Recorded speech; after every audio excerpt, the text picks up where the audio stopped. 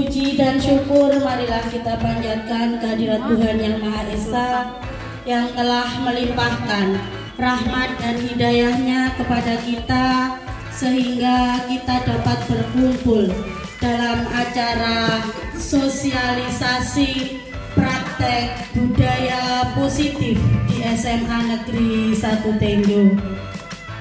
Sebelumnya kami ucapkan terima kasih.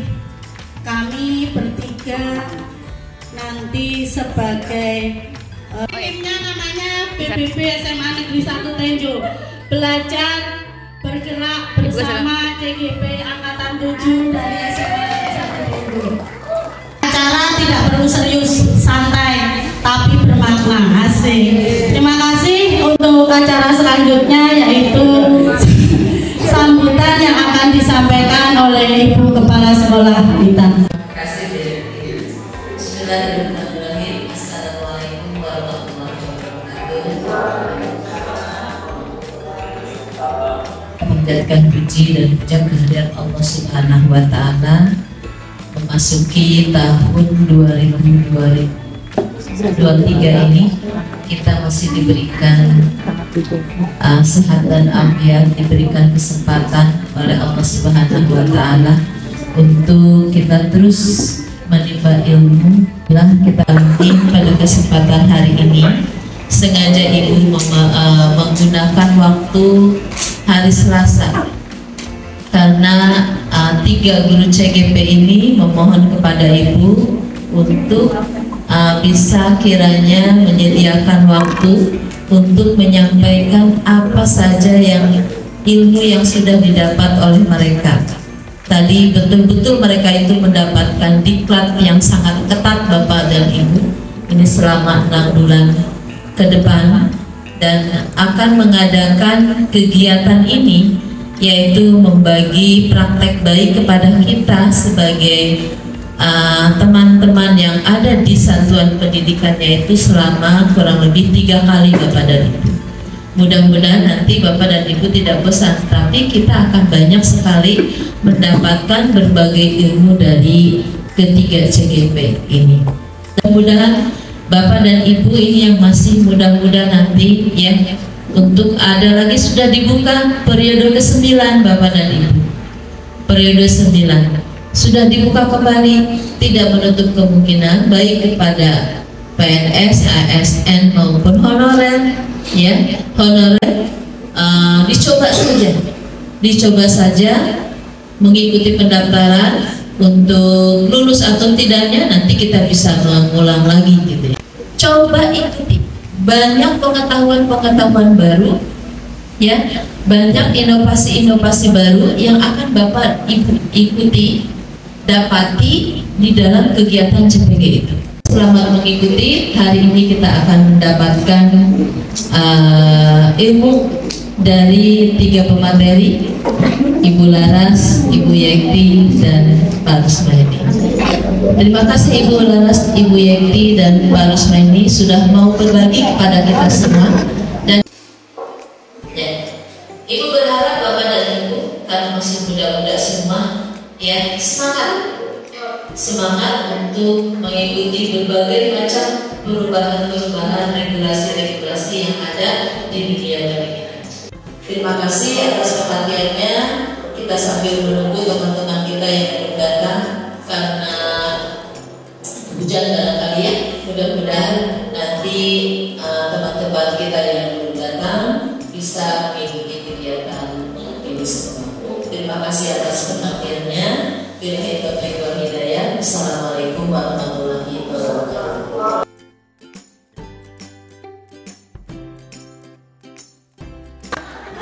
Yang terhormat Ibu Dr. Ada Hajah Mimeluningsih selaku Kepala SMA Negeri 1 Tenjo. Yang saya hormati Bapak-Bapak Wakasek beserta staf.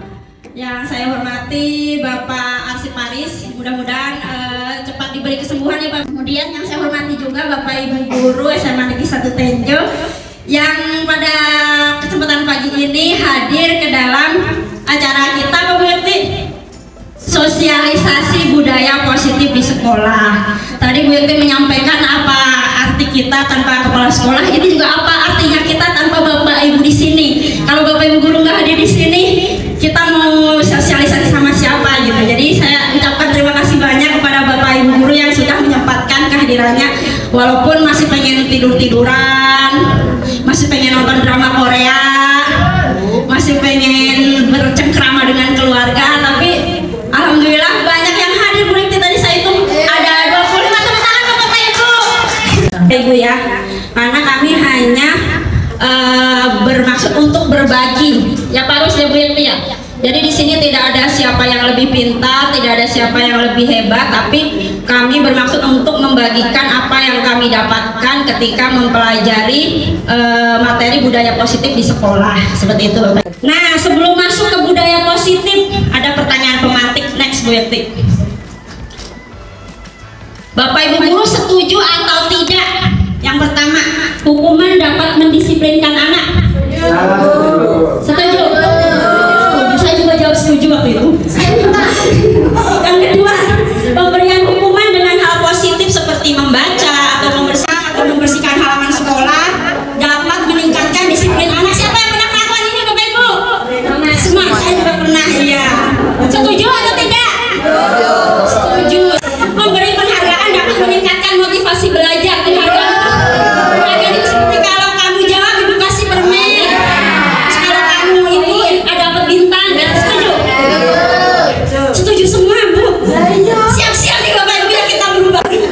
Nanti kita diskusi bersama Bapak Ibu apakah jawaban setuju dan tidak yang kita berikan ini tepat atau tidak. Next Bu Yenti, ini hanya pertanyaan pemantik Bapak Ibu berkaitan dengan materi hari ini. Nah, di hari ini kita akan mempelajari 6 materi. Yang pertama dan kedua itu oleh saya, disiplin positif, nilai kebijakan universal, dan teori motivasi, hukuman, penghargaan, dan restitusi. Ada yang baru dengar restitusi Bapak Ibu? Ya, saya juga baru dengar kemarin pas TGP.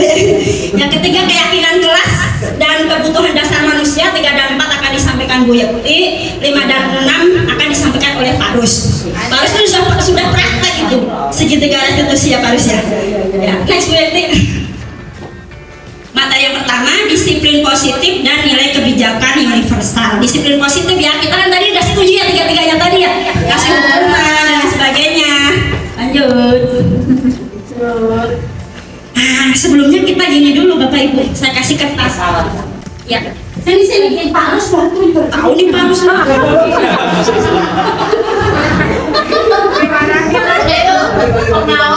Siapkan ini Bapak Ibu pulpen.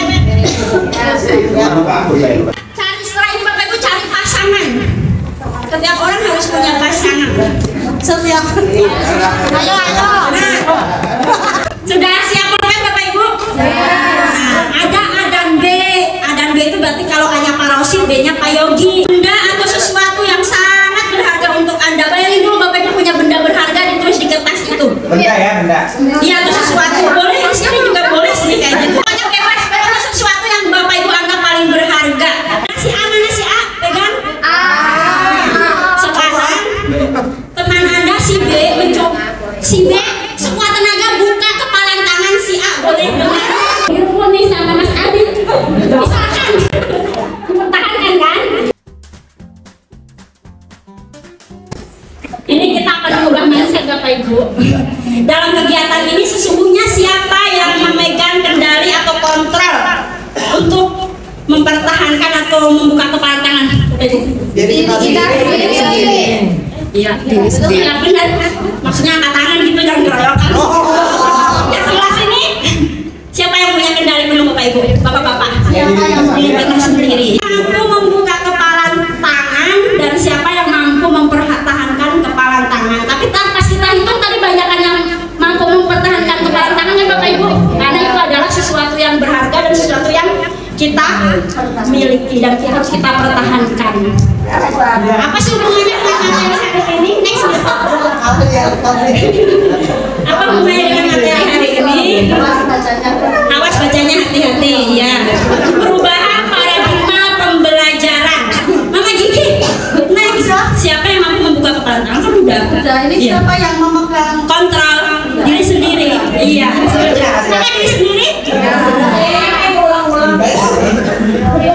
Begitu juga ketika kita menjadi guru di kelas Bapak Ibu. Siapa sih yang memegang kontrol dengan dirinya murid? Ya murid itu sendiri, bukan kita sebagai bapak ibu guru. Kayak gitu. Bukan kita yang ngatur-ngatur murid. Ini berkaitan dengan kurikulum Merdeka Belajar. Pada dasarnya kita tidak bisa memaksa murid untuk berbuat sesuatu. Tidak dapat memaksa murid untuk berbuat sesuatu jika murid tersebut memilih untuk tidak melakukan. Nah, nanti kalau ada sesuatu yang bertentangan di hati, nggak apa-apa bapak ibu, saya juga masih banyak yang bertentangan. Kemudian walaupun tampaknya guru sedang mengontrol perilaku murid, hal demikian terjadi karena murid sedang mengizinkan dirinya dikontrol. Kayak yang kerbu tadi kan, nggak siap kan? Ya, diizinkan dikontrol, keambil itu tadi. Karena dirayu mau dikasih iming-iming apa, tadi nggak baca tadi ya. Saat itu bentuk kontrol guru menjadi kebutuhan dasar yang dipilih murid tersebut. Nah, ini teori kontrol menyatakan bahwa semua perilaku memiliki tujuan, bahkan terhadap perilaku yang tidak disukai. Next, Mama Gigi. Ini disampaikan oleh siapa sih namanya, William Glasser. Iya. Ada banyak ilusi menurut William Glasser ini. Ada beberapa ilusi guru mengontrol murid. Jadi aku juga kurang hafal, aduh. Di sini itu kita sebagai guru tidak bisa mengontrol murid. Yang kedua, ilusi bahwa semua penguatan positif itu efektif dan bermanfaat. Kita sering memberikan penguatan positif ke anak, Bapak Ibu. Sering mengontrol murid itu kayak gimana ya contohnya, Bapak Ibu ya? Kamu kalau ke sekolah gimana ya? Kalau misalkan tidak memakai sepatu hitam, kamu nanti kena hukuman. Nah, itu kan salah satu kontrol ya. Misalnya kita bikin peraturan nih, kemudian kalau misalkan dilanggar berarti anak kena hukuman. Itu kan salah satu cara sekolah untuk mengontrol murid kayak gitu. Ilusi yang ketiga, lagi tutunyuknya sih tutunyuk. Nah gitu, biar orangnya. Ilusi bahwa kritik dan membuat orang merasa bersalah dapat menguatkan karakter. Kayak gini, ngerti nggak Bapak Ibu maksudnya? Kayak misalkan anak melakukan kesalahan, kamu telat, misalkan nih, ih kamu mah telat. Nanti kalau kamu telat terus-terusan, nggak kasihan sama ibu. Nanti ibu ditegur loh sama kepala sekolah. Ada yang pernah begitu nggak? Nah, itu namanya membuat anak merasa bersalah. Kayak gitu. Itu semua ini ilusi dan tidak boleh dilakukan oleh guru, Bapak Ibu. Dalam materi ini. Yang terakhir, ilusi bahwa orang dewasa memiliki hak untuk memaksa. Kamu harus besok harus mencatat buku ini di buku catatan, kamu besok harus mengerjakannya di kertas. Kayak itu tuh memaksa berarti. Tidak memberi kesempatan siswa untuk mengeluarkan pendapatnya. Kayak itu. Ini yang keempat ini adalah sebuah ilusi. Next, lagi. Nah, dari William Glasser ini, nah yang kotak hijau itu yang sebaiknya tidak dilakukan oleh guru. Nggak kebaca ya Bapak Ibu ya? Yang ke satu, kursus sama gigi. Kita mencoba mengubah orang. Pernah dilakukan ke murid? Iya, saya juga pernah. Perilaku buruk dilihat sebagai suatu kesalahan. Pernah? Iya. Kamu itu tiap hari telat. Orang bisa mengontrol saya. Wah, saya dikontrol sama guru nih, harus gini, harus gitu. Saya bisa mengontrol orang lain. Berarti guru yang mengontrol siswa. Pemaksaan ada pada saat bujukan gagal. Gagal Pak? Gagal. Potong nggak rambutnya? Model berpikir menang dan kalah. Guru yang menang, siswa yang kalah. Kayak gitu kalau ada masalah tuh. Nah, bisa nanti bisa diluruskan Bu Yati. Next, Bu Yati. Ini yang tidak boleh dilakukan guru, Bapak Ibu. Lalu apa yang harus kita ubah? Yang panah ini, tentunya memiliki. Sesungguhnya murid itu memiliki kontrol penuh akan dirinya menuju disiplin diri. Nah, dengan teori kontrol yang diberikan oleh William Glasser, kita berusaha memahami pandangan orang lain tentang dunia. Oh, kalau anak melakukan pelanggaran, misalkan ketika berbuat kesalahan, kita itu harus berusaha melihat dari sudut pandang anak. Yang kedua, Bapak Ibu baca begini. Semua perilaku memiliki tujuan. Misalkan kayak gimana Bapak Ibu, semua perilaku memiliki tujuan. Misalkan nih, Desi dulu pas sebagai siswa ngerebut jajanan temennya. Pasti ada alasan di balik itu. Nanti yang perlu kita gali. Kalau bolos punya tujuan nggak boleh? Hanya Mama Gigi? Hanya Anda yang bisa mengontrol diri Anda. Benar tadi? Ya, kecuali ada motivasi eksternal. Anda tidak bisa mengontrol orang lain. Dan yang terakhir, kolaborasi, konsensus menciptakan pilihan baru. Kemudian model berpikir menang-menang. Ini nanti yang harus kita ubah paradigma pembelajaran kita di kurikulum Merdeka Belajar ini. Win-win solution ya bahasa Inggrisnya. Apa makna disiplin? Bapak Ibu selama ini back dulu mah. Disiplin itu apa menurut Bapak Ibu? Ternyata disiplin itu kita next Bapak Ibu. Disiplin itu berasal dari bahasa Latin yang artinya belajar. Jadi makna dari kata ini berkonotasi dengan disiplin diri dan membuat orang menggali potensinya menuju tujuan yang apa dia hargai. Apa sih yang dia hargai? Jadi kita itu tujuannya ke depan membuat anak belajar itu karena motivasi dalam diri, kemauan dalam dirinya. Namun dalam budaya kita kata disiplin telah berubah menjadi sesuatu yang dilakukan seorang yang itu pada orang lain untuk mendapatkan kepatuhan. Di Semanteng masih seperti itu Bapak Ibu? Masih. Bapak Ibu masih seperti itu? Iya, saya juga masih seperti itu. Nah, kecenderungan umum adalah menghubungkan kata disiplin dengan ketidaknyamanan. Jadi jatuhnya anak itu disiplin takut dihukum. Disiplin, iya. Kayak kalau pas saya pelatihan sama Bu Yakti sama Pak Rus, ditanya Bapak Ibu kalau datang ke sekolah jam 6:30 kira-kira motivasi Bapak Ibu datang pagi itu apa sih? 1, kimok, iya. 2, ingin dipuji kepala sekolah. 3, takut diomelin wakakur. Yang mana? 4, ingin menghargai diri sendiri karena aku sudah konsisten ingin mengajar anak.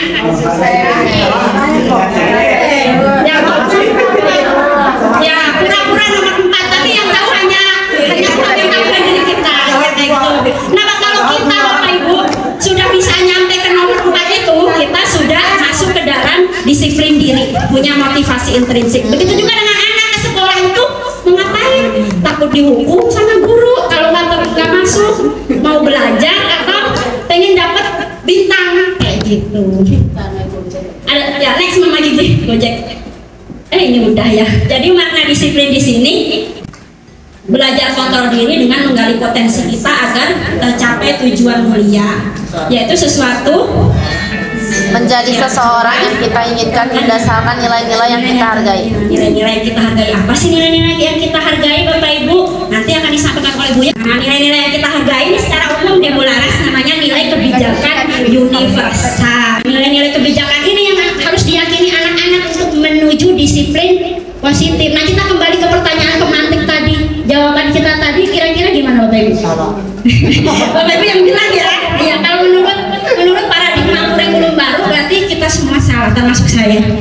Ada banyak banget organisasi yang membuat nilai-nilai kebijakan universal, tapi oleh pemerintah kita sepakati kita menggunakan profil pelajar Pancasila. Kalau teman-teman yang udah buka PMM yang diperintahkan oleh Pak Ade itu ada yang bagian profil pelajar Pancasila ya Pak Ade ya. Kayak misalkan mandiri nanti ada sub elemennya apa saja, gotong royong apa saja, itu apa saja Pak Ade, gotong royong apa aja Pak Ade. Nah gitu nanti itu akan jadi nilai-nilai kebijakan universal di kelas. Next Mama Gigi. 3, motivasi perilaku manusia. Ini yang saya tanyakan tadi Bapak Ibu ngacak jadinya. Yang nomor 1 dan nomor 2 tentunya Mama Gigi itu adalah motivasi eksternal. Aku ke sekolah berangkat pagi untuk menghindari ketidaknyamanan atau hukuman dari Bu Haja. Angkat tangan. Saya pernah sih, saya pernah. Ya, yang kedua, untuk mendapatkan imbalan penghargaan dari pemimpin. Angkat tangan yang pengen datang pengen seperti itu. Yang ketiga, untuk menghargai diri sendiri. Saya akan menjadi orang seperti apa bila saya melakukannya. Kayak gitu, itu motivasi internal. Baik guru maupun siswa ya seperti itu yang kita capai adalah motivasi internal. Angkat tangan yang pengen motivasi internal yang ketiga. Enggak ada tangan ya, alhamdulillah. Tepuk tangan untuk Bapak Ibu guru. Nah, ini kaitannya 3 motivasi perilaku manusia tadi. Yang nomor 1 dan nomor 2 itu tidak diharapkan terjadi pada murid kalau kita mengajar. Karena hukuman itu akan membawa pada identitas yang gagal. Sedangkan penghargaan itu mengurangi motivasi intrinsik. Penghargaan itu bukan yang beda dengan apresiasi ya Bapak Ibu ya. Penghargaan itu ya, Ibu sedia permen, ternyata di kurikulum Merdeka itu nggak boleh Ibu sedia permen. Nanti kalau kamu bisa jawab, Ibu kasih permen, coklat dan sebagainya. Itu sudah disarankan tidak, karena itu kenapa seperti itu nanti kita baca ya. Diharapkan ada pada murid agar menjadi murid merdeka. Caranya gimana sih Bapak Ibu? Bu Laras, kalau nggak boleh ngasih penghargaan sama hukuman, terus gimana kita mendisiplinkan murid? Nah itu tadi yang kuning-kuning itu restitusi. Itu ilmu baru yang kami dapat pada modul ini. Apa sih restitusi? Next lagi. Nah, merdeka menurut Ki Hajar Dewantara artinya tidak hanya terlepas dari perintah. Kan kalau merdeka itu kan merdeka bebas dong kayak gitu. Tapi cakap memerintah diri sendiri. Artinya apa sih yang kita kaitkan dengan tadi? Motivasi intrinsik. Nah, apa sih kekurangan penghargaan? Di sini ada banyak poin Bapak Ibu. Kalau saya jelaskan satu-satu kayaknya jadi ngantuk. Enggak. Bahwa penghargaan berlaku sama dengan hukuman. Kalau kita ngasih penghargaan ke anak itu sama aja dengan ngasih hukuman. Kenapa? Karena itu suatu proses membujuk seseorang untuk melakukan sesuatu agar tujuannya terpenuhi. Anak kayak ke sekolah itu cuman, kamu ke sekolah nanti, kalau ke sekolah aku kasih internal ya, seperti itu. Kamu kalau ke sekolah aku kasih nilai bagus kalau rajin. Nah, seperti itu. Dijanjikan dengan iming-iming nilai yang tidak sesuai dengan pencapaiannya. Kemudian dorongan eksternal akan ada faktor ketergantungan kalau kasih penghargaan itu. Beberapa dampak pemberian penghargaan menurut Alfie Kohn. Ini dari 93 ya. Yang hijau, pengaruh jangka panjang dan jangka pendek. Maksudnya kalau ngasih penghargaan itu efeknya nggak jangka panjang. Kayak misalkan di TK itu ada guru yang ngasih bintang, nanti gurunya baru nggak ngasih bintang, anaknya itu udah nggak termotivasi lagi. Tapi penghargaan itu menghukum, penghargaan mengurangi ketepatan, penghargaan tidak efektif, yang oranye penghargaan merusak hubungan. Ini aku ingat. Penghargaan merusak hubungan itu misalkan di dalam kelas nih Bapak Ibu ngasih penghargaan, misalnya murid kesayangannya Pak Yogi itu si Nur Alisa. Murid kesayangan kan? Dan cantik lagi. Alisa mah Pak Yogi dibaguskan. Merusak hubungan antar siswa kayak gitu Bapak Ibu. Kemudian penghargaan menurunkan kualitas. Ini berdasarkan penelitian, kalau kita anak itu cuma mau bekerja bagus karena ada penghargaan, ketika tidak ada penghargaan B aja. menurun. Yang hijau penghargaan mematikan kreativitas. Ini juga hasil penelitian. Penghargaan mengurangi motivasi intrinsiknya. Iya, seperti itu. Iya, motivasi eksternal itu benar-benar nih. Jadi ini tidak disarankan, tapi ternyata beri pengakuan di sini itu konsepnya semua anak itu unik Bapak Ibu. Kita tidak boleh menganggap di kelas ini yang paling benar Alia. Tapi setiap anak itu punya bakatnya masing-masing. Kayak misalkan Adi itu susah banget pelajaran fisika, tapi dia di Paskibra disiplin gitu. Apa yang salah ini di Paskibra bisa disiplin, di semua normal, di kelas dia nggak pernah next. Nah, gimana sih caranya? Nih contohnya Bapak Ibu. Kemarin saya perhatikan itu yang pembuka tutunya pointer namanya kebiasaan sama anak-anak. Kemarin saya perhatikan nilai kebijakannya, rasa empatimu besar sekali nak. Situasinya kalau murid baru di kelas kita, misalkan awalnya jadi murid baru ditolong biar nggak diasingkan. Dan itu situasi kedua, pada saat kamu membantu temanmu di tugas kelompok, saya menghargai kepedulianmu nak. Jadi memang kita tadi kan judulnya paradigma perubahan paradigma pendidikan. Nah, kita harus menghilangkan yang namanya hukuman. Pada saat kamu memungut kertas-kertas yang berserakan di lantai, murid itu kita ngasih terima kasih untuk rasa tanggung jawabmu. Nah, itu apresiasi. Nah, begitu. Jangan tunggak di pungutan kertas. Biar nggak bosan. Ada pertanyaan Bapak Ibu? Lanjut dulu. Ada. Ya, silakan. Nanti kita jawab bersama-sama. Kalau tadi masalah dengan disiplin ya, Iya. kita lihat di upacara anak-anak ada yang atributnya tidak lengkap, tidak pakai Ibu tidak lengkap. rumah rata sekarang. Nah nanti di Iya kan? iya Bu, jadi kedepannya itu sekolah bukan bikin peraturan tapi bikin keyakinan sekolah. Nanti disampaikan Bu Yenti rumah teknis. Next lagi. Nah jadi harus gimana sih Bu Laras? Bu Yenti harus kita, nah berdasarkan yang kita pelajari, kita bentuk program kebajikan atau apresiasi. Kan? Ya, nggak usah Pak. Yakin nggak bisa mengubah juga kesempatan daripada anak itu tidak dikasih hukuman tapi bisa berubah itu mau dan mau lakukan. Pak itu ingat-ingat pernah dihukum guru nggak dulu? Pernah banget. Pernah kayak yang paling menyakitkan dulu. Saya berdiri di depan kelas, angkat kaki. Iya. Perasaan Bapak gimana? Sampai sekarang apa yang Bapak rasakan? Kesel. Kesel sih sama guru. Kesel. Sama gurunya. Saya juga pernah diomelin habis-habisan di depan kelas sampai kelas 3 didiemin sama guru itu. Saya juga kesel kayak gitu. Jadi di sini itu ada beberapa kekurangan hukuman. Hukuman itu sesuatu yang menyakitkan dan harus terjadi. Tentunya dan fokus itu tutupan iya. Dan efeknya jangka panjang Bapak Ibu kalau kita menghukum siswa itu. Kita bayangin aja pas dulu jadi siswa kayak gitu. Membuat anak yang kedua memiliki sakit fisik maupun sakit hati untuk jangka waktu yang lama walaupun tujuan kita nggak menyakiti ya Bapak Ibu ya. Betul. Dulu manusia bisa berusaha jadi robot gitu nggak punya emosi gitu.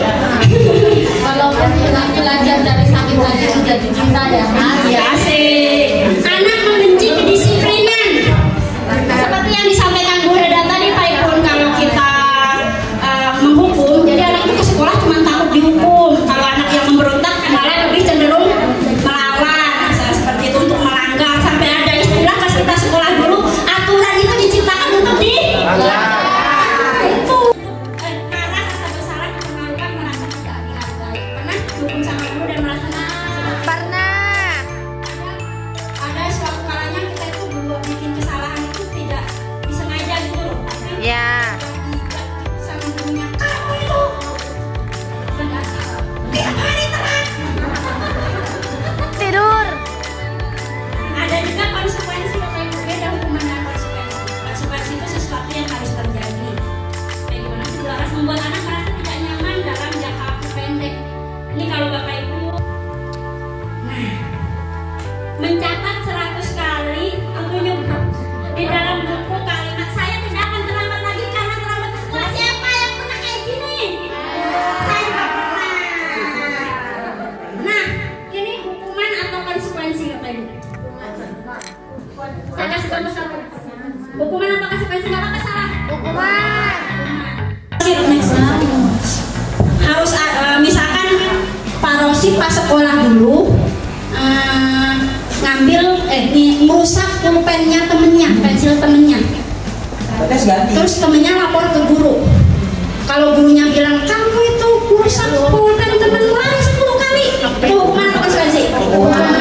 Nggak nyambung antara kesalahan dengan yang diberikan guru kepada murid. Tapi kalau konsekuensi, kamu udah merusakin pulpen temenmu.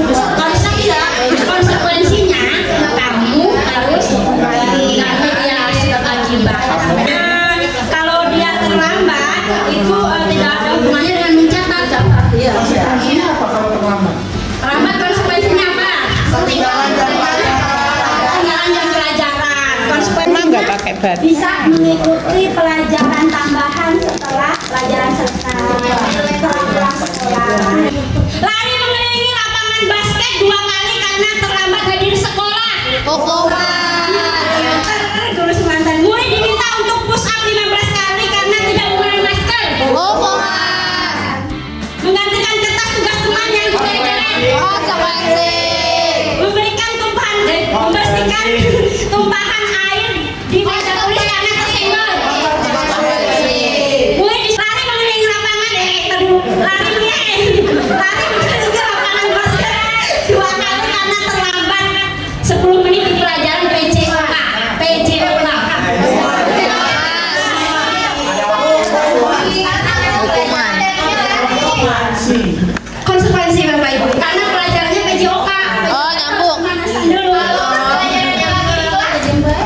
bisa aja mereka.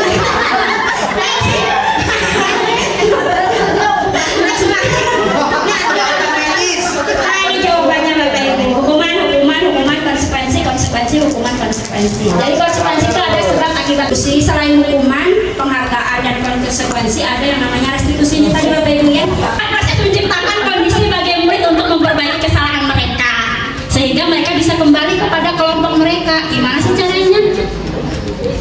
Nanti yang nyampaikan Pak Usmaini. Restitusi juga merupakan proses kolaboratif yang mengajarkan murid untuk mencari solusi untuk masalah mereka dan membantu murid berpikir tentang orang seperti apa mereka, ingin menjadi apa nanti, dan bagaimana mereka harus memperlakukan orang lain.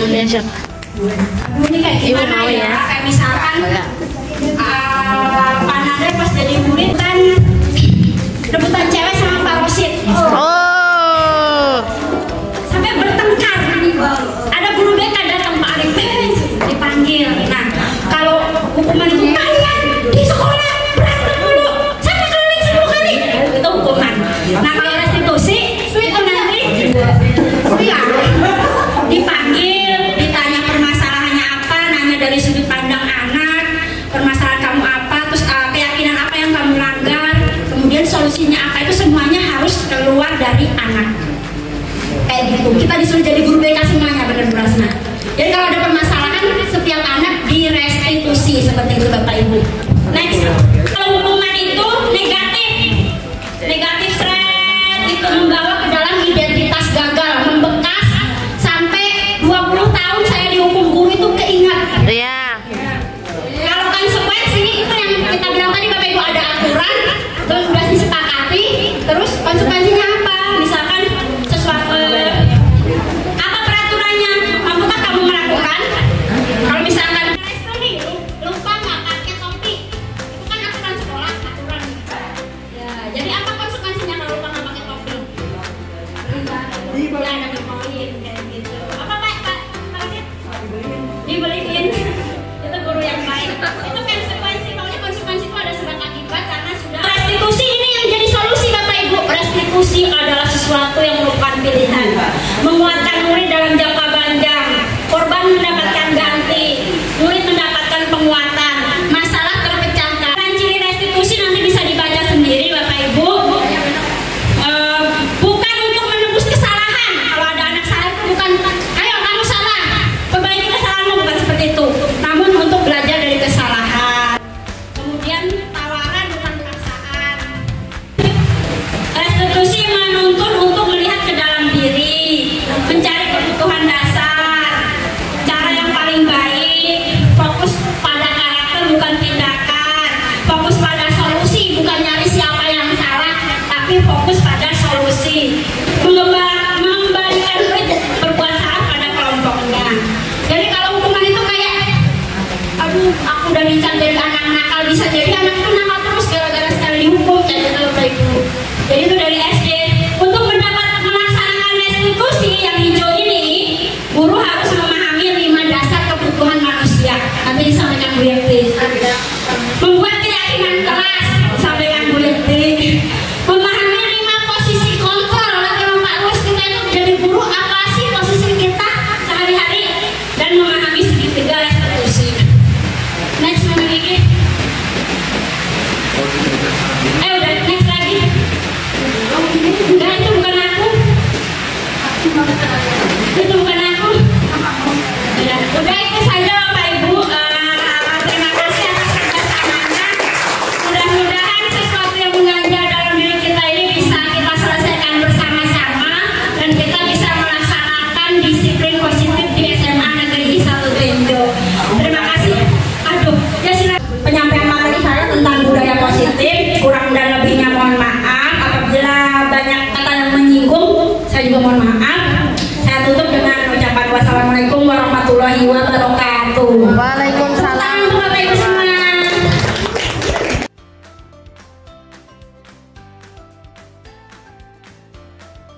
Tentang disiplin positif, teori motivasi dan restitusinya, hukuman, penghargaan, dan restitusi. Kalau Bapak Ibu bertanya-tanya, berarti selama ini kita salah dong. Tapi selama ini banyak kok produk-produk zaman dulu yang menerapkan hukuman, tapi kita jadinya seperti ini. Kita malah justru sopan, patuh sama guru kita, tahu tentang tata krama. Ya betul, tidak ada yang salah Pak Bu dari sebuah proses. Hanya kata Ki Hajar Dewantoro, pendidikan itu memiliki dua kodrat, yaitu kodrat alam dan kodrat zaman. Sebagai kodrat zaman, maka pendidikan itu bersifat dinamis, harus mampu beradaptasi. Mungkin bisa jadi kenapa Pak Menteri menyarankan paradigma ini dengan menggunakan Ki Hajar Dewantoro, karena Pak Menteri ahlinya bintang. Asik. Karena Pak Menteri suka ngasih bintang ya buat aplikasinya ya. Aplikasi apa? Gojek. Kita sebagai guru nggak boleh kalah dengan Pak Menteri berarti ya. Jangan lupa kasih senyuman ke anak-anak. Mungkin bisa jadi karena zaman sudah berubah, maka kita juga harus mengikuti dan adaptasi terhadap perubahan. Zaman dulu mungkin kita diperlakukan seperti itu dengan Bapak Ibu guru kita, tidak apa-apa, tapi belum tentu dengan saat ini. Karena zaman terus berlalu, maka kita juga harus beradaptasi dengan paradigma yang baru. Godes dibuka urung, buka cilik-cilik. Nah, ya Allah, enak aja.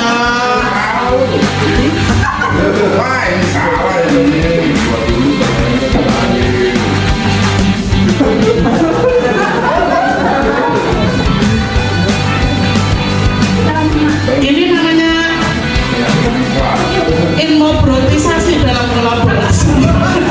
Gak apa-apa ya Pak Dos, kira mau coba dikandalingin ya. Lanjut, biasa dalam kolaborasi itu ada kalanya terjadi konflik. Nah, lanjutnya yaitu kenapa tadi sih kata Bu Laras, bagaimana ada pertanyaan tadi memandu bisa mengantarkan saya menuju materi keyakinan kelas.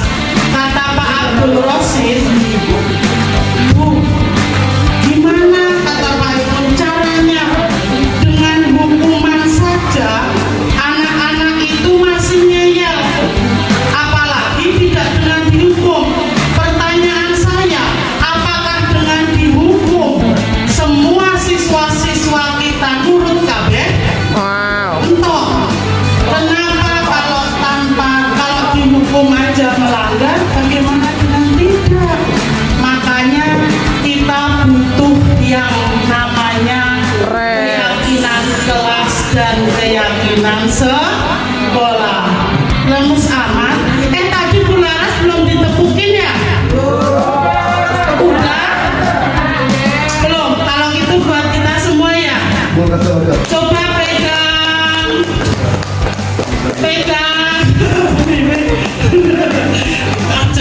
Bu Iwi menjaga peserta bawa golok tadi kita ketemu, kenapa sekarang suruh pegang pundak temennya ya?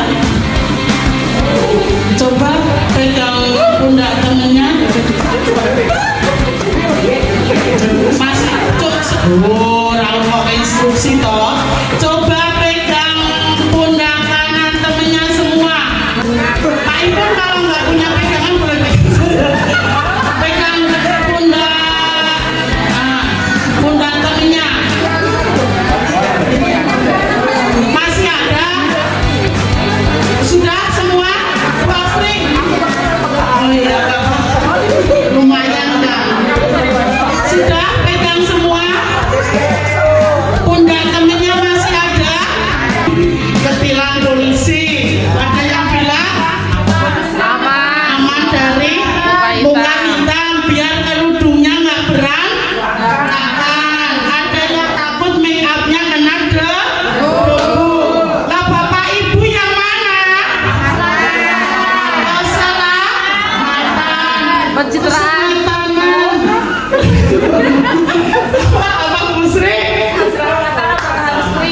keselamatan. Soalnya di rumah ada yang menunggu. Lanjut Bu Laras, ini kalau pakai helm.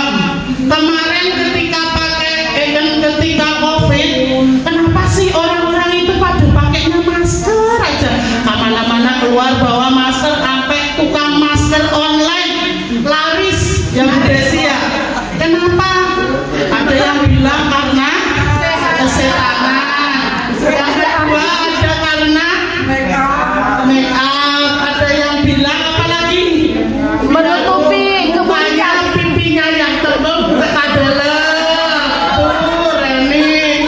Ada yang bilang biar apa? Lebih pede Bu. Lebih pede. Lipstick aman. Bapak Ibu yang mana? Semua. Bau mulut lagi puasa. Apa? Kesehatan.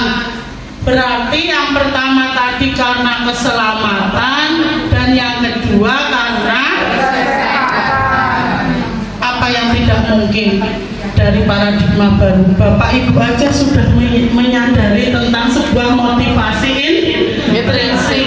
Berarti kan Bapak Ibu yakin ya bahwasanya saya memakai helm, saya memakai masker itu untuk keselamatan dan kesehatan. Keselamatan dan kesehatan itu tadi adalah nilai keyakinan yang datang dalam diri Bapak Ibu sendiri, yang dinamakan adalah keyakinan. Motivasinya datang dari dalam. Motivasi tanpa aksi adalah halusinasi. Lanjut boleh.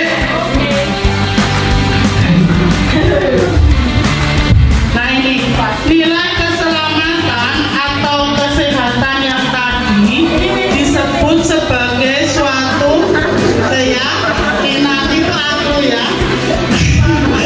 Yaitu nilai-nilai kebajikan universal yang tadi sudah dibahas oleh Bu Lara.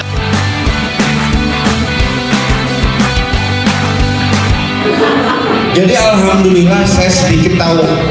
Jadi mohon maaf ketika saya menyampaikan, mungkin karena saya juga masih tahap belajar, dimana kalau kata Bu Haji tadi di awal pembicaraan bahwasanya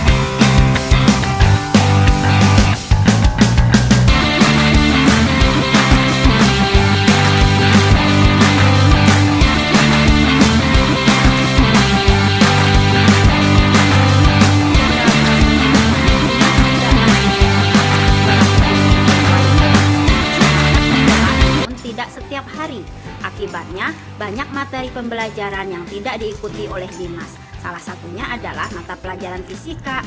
Saat Dimas hadir pada hari itu, Ibu Laras segera memanggilnya ke kantor. Waalaikumsalam, masuk nak.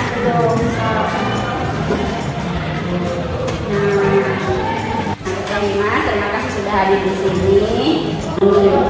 Nah, Ibu lihat di rekapitulasi kehadiran di kelas ini,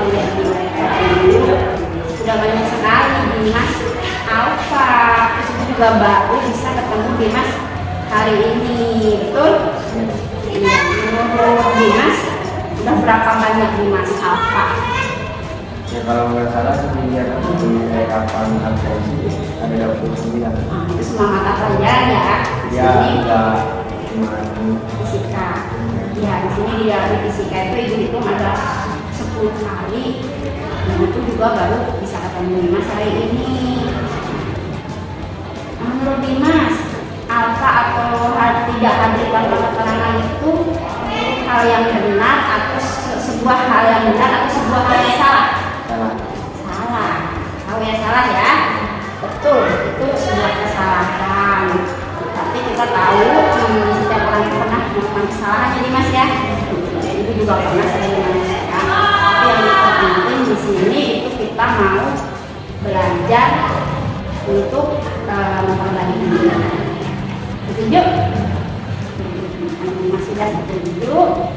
Ibu pengen tahu nih, Dimas nggak pernah sekolah atau sering tidak sekolah atau apa? Itu kan ada alasannya. Ibu jadi pengen tahu alasan Dimas dari tidak sekolah. Kira-kira kenapa itu? Jadi Dimas itu punya malam, siangan, sekolah itu tugas numpuk, terus kepikiran ingin berhenti sekolah. Lalu menurut Dimas sering alfa dan sampai pengen berhenti sekolah, terus menghindari tugas guru itu apa menyelesaikan sekolah? Dengan Bapak Ibu guru? Enggak ya, menjadikan masalah ya. Lalu siapa yang dirugikan ketika pada akhirnya Dimas harus berhenti sekolah karena punya masalah seperti itu? Ya orang tua, masih juga itu masih. Bapak Ibu guru rugi nggak? Saya nggak tahu kalau bapak. Lebih ya baik Dimas, senang sekali kita bisa cari solusi bersama-sama nih biar Dimas juga nggak sampai berhenti sekolah. Itu Ibu mau nanya dulu biar kita tahu kalau Dimas sering alfa tidak masuk sekolah itu kan melanggar keyakinan sekolah nih. Keyakinan apa yang sudah Dimas langgar dari sering alfa itu? Ya kedisiplinan. Kedisiplinan itu cukup jauh kedisiplinan. Terus konsekuensinya apa ketika Anwar sering tidak sekolah dari melanggar kedisiplinan?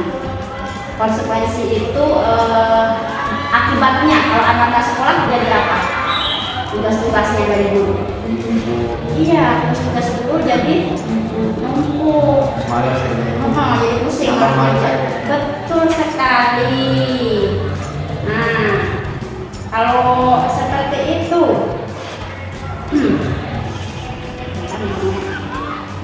menurut Dimas,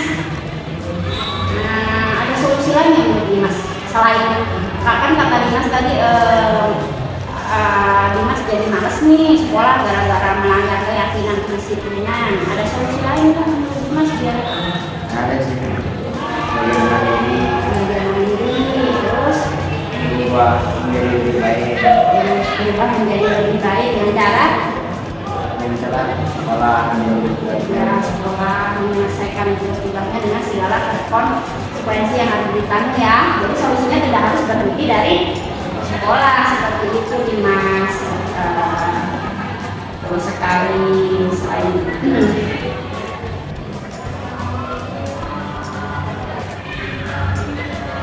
nah menurut Dimas, jadi di sini kalau Dimas bisa menyelesaikan tugas-tugas dari guru, kalau Dimas sudah bisa menjadi anak yang apa dengan apa yang pegang? Ya Menjadi seorang anak yang lebih baik lagi. bertanggung jawab, ada bisa menyelesaikan tugas-tugas dari guru seperti itu. Betul sekali Dimas, karena kita sudah dapat solusi ya. Jadi solusi kita itu Dimas tidak usah di sekolah, caranya adalah dengan bertanggung jawab untuk menunggu guru-guru, menyelesaikan tugas yang tertinggal dan berusaha untuk disiplin ketika nanti dapat kesempatan lagi sendiri. Karena sekolah itu adalah tempat kita mencari ilmu. Walaupun tidak hanya sekolah aja ya, di kampus kita juga bisa mencari ilmu. Dua-duanya penting kalau menurut itu. Gimana? Dimas setuju? Setuju? Bisa berusaha melakukannya dengan baik? Insya Allah. Doakan ya, bener ini doakan bukan doakan. Makasih ya Dimas ya. Terima kasih.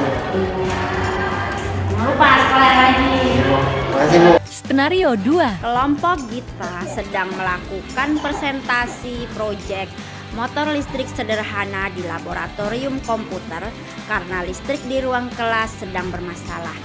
Saat itu, Lia malah asik menonton YouTube sambil tertawa tanpa sadar. Di akhir pembelajaran, Ibu Laras memanggilnya ke kantor untuk berdiskusi. Assalamualaikum Ibu. Waalaikumsalam. Oh Lia, ayo masuk sini duduk sebentar. Iya Lia. Lia tahu kan kalau misalkan kita sedang belajar di kelas, terus temennya lagi presentasi, kira-kira hal benar apa yang harus dilakukan oleh seorang murid menurut Lia? Tahu Bu. Aktif dan menanggapi tanggapan. Ya, akan menjawab dalam presentasi. Tadi pas kelompoknya kita presentasi nih di live tadi, dia kan di depan komputer ya. Kalau Ibu boleh tahu apa yang sudah dilakukan dia?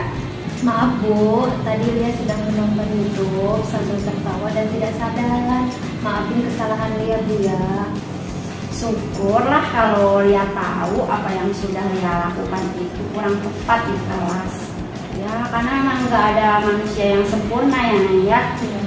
Ibu sendiri nih zaman sekolah Ibu juga pernah melakukan kesalahan. Ibu pernah ngobrol ketawa tinggi sama teman sebangku sampai diomelin guru Ibu habis-habisan di depan kelas. Jadi Ibu manggil Lia di sini tuh bukan niat untuk cari-cari kesalahan dia, ngerti? Tapi Ibu juga paham setiap tindakan yang kita lakukan nih sebagai manusia, tindakan apapun itu pasti ada alasan. Nah Ibu pengen ngerti nih, Lia tadi kan di kelas kita lagi presentasi, dia malah nonton YouTube. Apa sih alasannya ya? Kenapa malah jadi nonton YouTube gitu? Pengen tahu. Lia bosen Bu, bosen ya. Jadi karena bosan kenapa ya? Karena presentasi kurang menarik, jadi dia diam-diam menonton YouTube sambil ketawa sendiri. Nah, itu tadi lihat dia ketawa-ketawa sendiri. Ya, Ibu paham kok setiap itu ada alasannya. Jadi alasan dia itu biar tidak bosan ya nonton YouTube, menghilangkan kebosanan. Tapi coba kita renungkan nih bareng-bareng nih. Sekarang Lia jadi di posisinya siapa tadi kita? Dia lagi presentasi nih. Terus teman-teman yang lain pada main HP. Kemudian ngobrol sendiri, ketawa-ketiwi lihat YouTube. Gimana sih perasaan Lia ketika Lia presentasi? Terus teman-temannya malah kayak gitu. Perasaan Lia gimana? Kesel kan ya. Selain kesel, ngerasa dihormati, dihargai nggak? Enggak. Ya, kesal dan merasa tidak dihargai. Ya betul sekali itu Lia.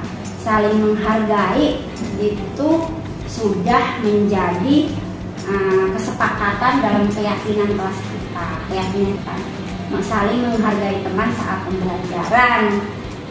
Nah, mungkin itu juga yang dirasain kelompok kita pas Lia tadi nonton YouTube. Kira-kira kita merasa kayak gitu nggak, kesel dan tidak dihargai? Betul tidak? Betul. betul. Oke. Nah, menurut Lia nih, selain tidak menghargai teman, pas teman presentasi terus mau main YouTube sendiri, kira-kira nih menurut Lia hal apa yang membuat Lia rugi kalau nggak ngedengerin teman presentasi? Menurut pendapat Lia pribadi lah. Ya ini Bu, tidak paham yang Jadi tidak paham yang dipresentasikan, kemudian ketinggalan materi nggak tuh? ketinggalan juga. Bisa aktif berdiskusi nggak? Bisa aktif bertanya nggak kalau main ketawa ketiwi sendiri lihat YouTube? Enggak. Nah, betul sekali tuh lihat seperti itu. Terus kalau kayak gitu, Lia kan berarti Lia nggak bisa ngikuti pelajaran. Siapa yang dirugikan kalau melakukan hal seperti itu dengan nonton YouTube? Iya, Lia sendiri ya. Betul. Sepakat banget Lia. Jadi memang menonton YouTube saat kita bosan di kelas itu bisa ngilangin kebosanan kita gitu. Karena kan emang nyenengin ya YouTube ya. Namun seperti yang sudah kita bahas tadi, itu sudah melanggar keyakinan kelas kita, yaitu keyakinan untuk menghargai dan juga menghormati. Selain itu juga merugikan diri dia sendiri. Jadi di sini menurut Ibu banyak sekali cara yang bisa Lia gunakan untuk menghilangkan kebosanan saat Lia itu mendengarkan diskusi temannya. Sepakat? Tanpa harus melanggar keyakinan kelas. Jadi karena hal ini sudah kita sepakati, apa Lia bersedia untuk memperbaiki masalah ini? Bersedia? Bersedia. Terus kalau Lia bersedia, apa tindakan Lia untuk memperbaiki masalah ini? Dia janji Bu akan menghargai dan menghormati teman yang sedang presentasi ke depannya. Selain itu ada lagi? Untuk memperbaiki masalah apa namanya, nonton YouTube pas temennya lagi presentasi, minta maaf Bu. Ya karena mungkin kalau kita kan kesel, tadi dia bilangnya kesel kan? Iya, bagus ya. Itu yang saya sampaikan. Jadi dia harus tetap semangat. Kita sudah dapat solusinya. Solusinya adalah dengan melakukan hal lain selain merugikan diri sendiri dan melanggar kesepakatan kelas. Semangat ya Lia ya belajarnya ya. Terima kasih Bu atas diskusi ini. Oke, terima kasih kembali. Assalamualaikum. Waalaikumsalam ya. Assalamualaikum warahmatullahi wabarakatuh. Perkenalkan nama saya Nadalia. Setelah saya berdiskusi dengan Bella, saya merasa diperhatikan dan diarahkan untuk bertanggung jawab terhadap kesalahan yang saya lakukan. Diperhatikan seperti anaknya sendiri, merasa nyaman untuk bercerita. Assalamualaikum warahmatullahi wabarakatuh.